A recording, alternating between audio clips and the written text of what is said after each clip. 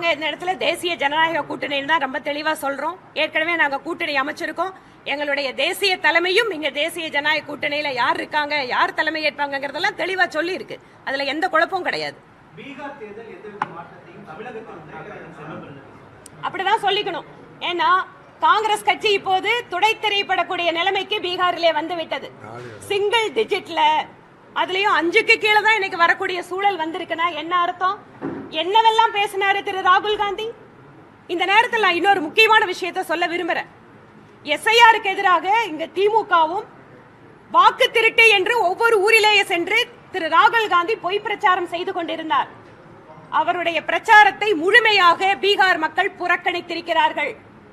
உங்களுடைய தோல்விக்கு காரணம் என்பது நீங்கள் தானே தவிர எஸ்ஐஆரோ அல்லது வாக்காளர் பட்டியலோ தேர்தல் ஆணையமோ இல்லை என்பதை உறுதியாக பீகார் மக்கள் வெளிப்படுத்தி இருக்கிறார்கள்.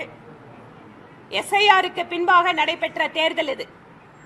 எஸ்ஐஆர் நடந்ததற்கு பின்பாக இந்த தேர்தலிலே எந்த இடத்திலேயும் எங்கள் வாக்குகளை காணோம் என்று யாரும் சொல்லவில்லை. எங்கள் பூத்திலே கள்ள ஓட்டு போட்டார்கள் என்று எந்த அரசியல் கட்சிகளும் சொல்லவில்லை. இதற்காகத்தான் எஸ்ஐஆர். தேர்தல் ஆணையம் வாக்காளர்களை, உண்மையான வாக்காளர்களை ஒருவரை கூட விட்டுவிடாமல் அவர்களுக்கு அவர்களுடைய ஜனநாயக உரிமையை காப்பாற்றுவதற்காக இந்த எஸ்ஐஆரை கொண்டு வந்திருக்கிறது. பீகாருடைய எஸ்ஐஆர் என்பது எப்படி ஒரு நியாயமான, வெளிப்படையான, இன்க்ளூசிவான தேர்தலாக இருக்கிறது. என்னவெல்லாம் எதிர்க்கட்சிகள் குற்றச்சாட்டு சொன்னாலும் கூட பீகார் மக்கள் மிக தெளிவாக எஸ்ஐஆருக்கு ஒத்துழைப்பு கொடுத்து தேர்தலிலேயும் வாக்களித்து தங்களுக்கு எது வேண்டும் என காட்டிக் கொண்டிருக்கிறார்கள்.